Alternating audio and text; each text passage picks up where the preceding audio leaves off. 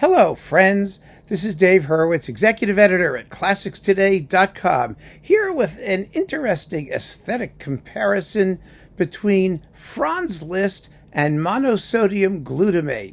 Yes, you might think they have nothing to do with each other, but they do.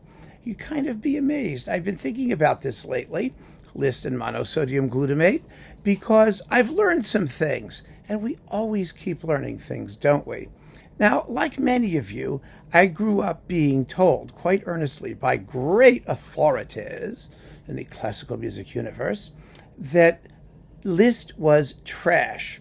The greatest authority who said that was, I think, Sir Donald Francis Tovey, the great British musicologist and author of essays in musical analysis, and really a brilliant musical mind.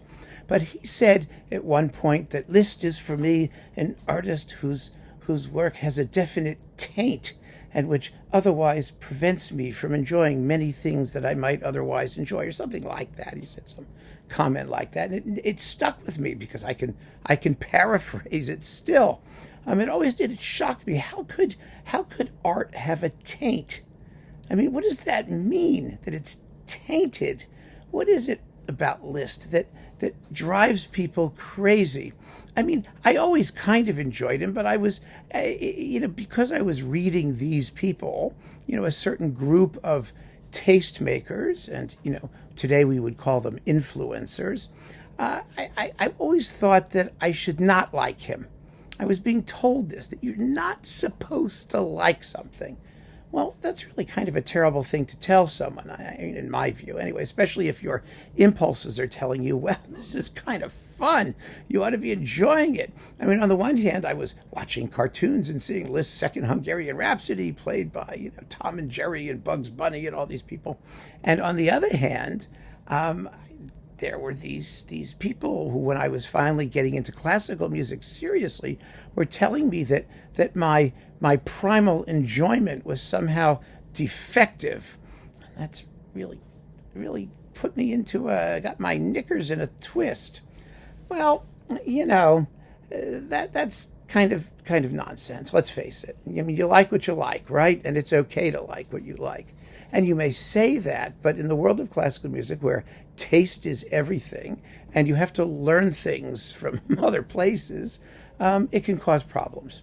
It can cause problems. And one of the pieces of Liszt that I particularly love, that I think sort of summarizes everything that those who dislike him hate about him, is this thing. I'm going to play it for you because it's just marvelous. And then we'll get to monosodium glutamate. Don't worry. It's the funeral march, his transcription of the funeral march from Dom Sebastian, Rey de Portugal, which was Donizetti's last opera, actually. And it's a big French grand opera thing. It's a whole extravaganza. And it has a funeral march. And this funeral march, I think, is just marvelous. So I want you to hear some of it. It's here played by William Wolfram. It's part of the Naxos complete Liszt edition. It's very well done. This is a disc of Donizetti operatic reminiscences and transcriptions. Fabulous, fabulous disc, volume 27 in the complete Liszt, if you're curious. Here it is.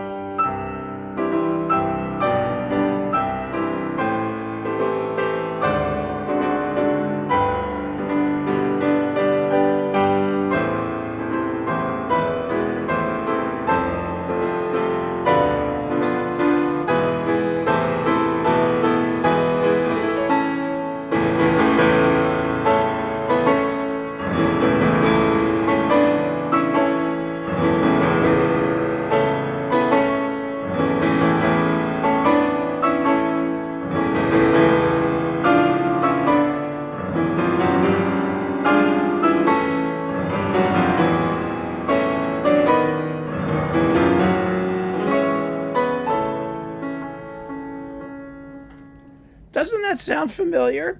You may recognize the idiom as that which Mahler sort of took up wholesale as well in the last of his Songs of a Wayfarer. Da da da da da do, do, do, do, do. Same thing, same key. I made a mashup of the two, which I talked about in the video actually that I did on the Italian influence on Mahler, because this is one of those pieces where you hear it very, very clearly. It's marvelous. And Mahler, of course, was another composer who was accused of having horrible taste because, as with Liszt, his music was totally eclectic. It absorbed everything from everywhere and jammed it together. But more than that, what upset people about Liszt was that they believed that his music consisted of empty virtuosity, largely, and you hear that in the climax here when the funeral march starts to go nuts on the piano. There's the virtuoso element. But it was empty virtuosity masquerading as spiritual profundity.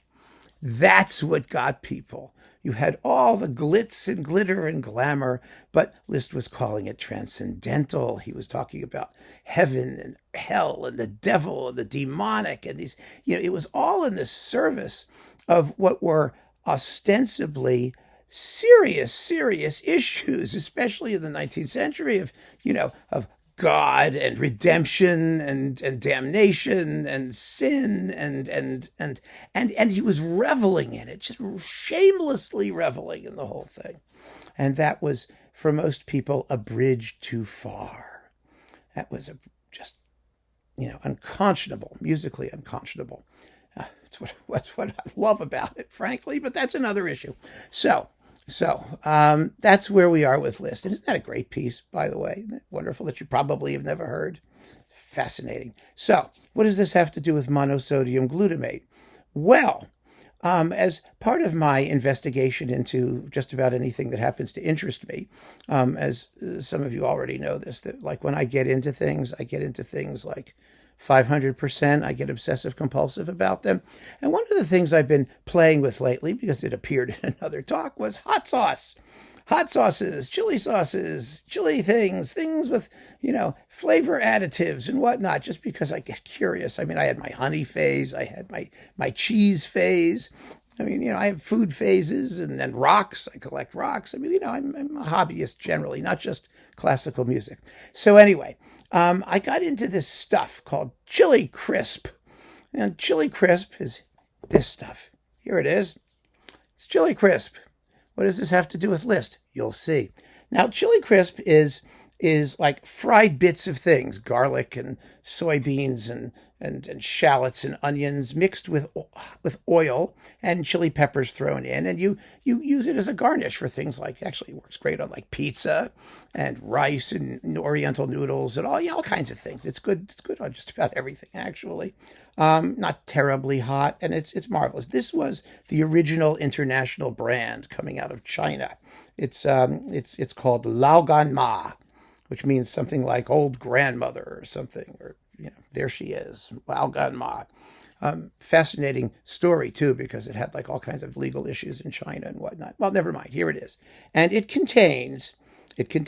Are you ready? You ready for this? Where is it? Soybean oil. Yes, soybean oil with fermented soybeans and chili and peanuts and let's see, something. Wait a minute. Let me make my life easier. Here we are. Let's see. There we go. Oh, bean curd and monosodium glutamate. There we go. Salt, sugar, pepper powder, sulfur dioxide, sodium sulfite. I mean, just wonderfully chemical things. I avoided it for a long time in my peregrinations through the world of hot sauce because of the MSG, which I, was worried about, especially because I'm asthmatic and allergic to things like, MSG, for example. And so I avoided it. But I kept reading about how wonderful this stuff is and how delicious. And I then discovered this stuff. This is S&B. S&B umami topping. Now, this comes from Japan, and this is crunchy garlic, mild flavor. And this stuff, which is delicious. Oh, my God, it's fabulous. Contains, I can even read it, corn oil, chili pepper, fried garlic, sesame oil, monosodium glutamate, onion powder, salt, sugar, soy sauce powder, soy sauce dextrin, let's see, chili paste, and fried onions, and almond and ground sesame seeds, and disodium guanylate and disodium inosinate, and mixed, I don't know what that means. It says something like mixed tocopherols, and who knows? I mean, I have no idea what some of the crap in this stuff is. And it's delicious. It's even better. And so it seemed to me that MSG was popping up all over the place. That old monosodium glutamate, even though, so many things are labeled no MSG, we don't put MSG, as though it's like some sort of toxic substance. So I started to look into it. And MSG is, first of all, glutamate. Let's get to what monosodium glutamate is. Glutamate is in a normal element in food. It's in beef, it's in mushrooms, it's in all kinds of things. It is the source of umami, the umami flavor, the fifth taste, which is like all the rage nowadays since, people have been, futzing over Japanese cuisine, because the Japanese invented the umami flavor to explain why their food was so signally lacking in all of the other flavors that we all liked, except maybe salt. It was like fishy and salty and disgusting. So they invented umami to tell us it really tastes good. It stimulates the fifth taste. I've learned about that too, but we'll get there. Anyway, so it turns out that monosodium glutamate, which I have been avoiding all my life because I'm asthmatic and because, it did make me swell up and break out into hives because I have a food allergy, is actually perfectly fine. It doesn't do anything. There's no evidence that there's anything wrong with it whatsoever. And it is simply a flavor enhancer that gives you more of whatever the glutamate elements are in the food. And it makes things taste fabulous. And it does. And so in my further studies, I went to my local Asian grocery store and I got this brand of chili crisp, which I can't even read and has no English in it whatsoever. But fortunately, they do put the ingredients here, and sure enough, palm oil, chili, soybean, peanuts, salt, onion, sugar, monosodium glutamate. They all use it. It's everywhere. And it's one of the things that makes this stuff taste so good. Well, monosodium glutamate is like Liszt's, virtuosity and transcendental pretensions and philosophical folderol and all that stuff. It gives the music flavor. It's what gives his music its flavor. And we were taught aesthetically that it's bad for us. I mean, so maybe it is. I don't know, because all these things contain reproductive health warnings pursuant to California law. Women who are, may have lead too, by the way, which is unambiguously bad for you. So that's a reproductive health warning according to California labeling requirements. But I'm not reproducing, so I'm not worried about that either. The bottom line is, Liszt's music is flavorsome. It is really flavorsome. It's got all of this juice pumped into it to make it tasty and zesty and attractive. And there is a school of music, a somewhat puritanical school of musical thought and aesthetics, which detests that. I hate to say it, but a lot of that school of thought, frankly, is British and German. It kind of it's opposed to the Latin, Mediterranean, more sensual, sort of tactile view of musical pleasure and things to be got from it. And composers often tend to one side or the other. For example, Bach was one of the austere ones. Handel was just the opposite. He was a total hedonist. I mean, and Handel, got away with it because he lived in England. There wasn't anybody else. He was a big fish in a small pond. But if he'd been stayed in Italy, everybody would have just treated him as though it was just Italian junk. And the funeral march from Don Sebastian, which you just heard by Liszt, is another perfect example of monosodium glutamate in musical action. Because it's a funeral march. It has all of those qualities. It's Donizetti, trashy bel canto Italian music. He treats it with total respect. He amplifies all of the more what you might call quotidian elements, the vulgarity, it's all in there. And it's a celebration of those things. They're part of the human experience, just as glutamate is part of our taste experience. And monosodium glutamate is a perfectly harmless additive that gins up the flavor of anything we happen to be eating. And I just think that's fine. So I don't think calling Liszt the monosodium glutamate of classical music is a bad thing. You just have to understand what monosodium glutamate is and what Liszt does as a function of his relationship to that particular substance. Nobody knew how to use musical monosodium glutamate better than Liszt. And I get it. If you don't like it, you don't like it. That's your right. Everybody's got their taste, right? Everybody can like whatever they want to like. But you got to know the facts. You really have to do. You have to describe things accurately. You have to understand what the actual health risks are to either your physiognomy and consuming monosodium glutamate in moderate quantities, everything in moderation, or in indulging in Liszt aesthetically, which may damage you forever in terms of your taste and your culture and your elevated, heightened sense of your own personal self-worth and all of that stuff. It's wonderful music. Wonderful, wonderful music. And knowing what it is does not diminish its value. It only, like monosodium glutamate, enhances it. So keep on listening, friends. Thanks so much for joining me. Take care.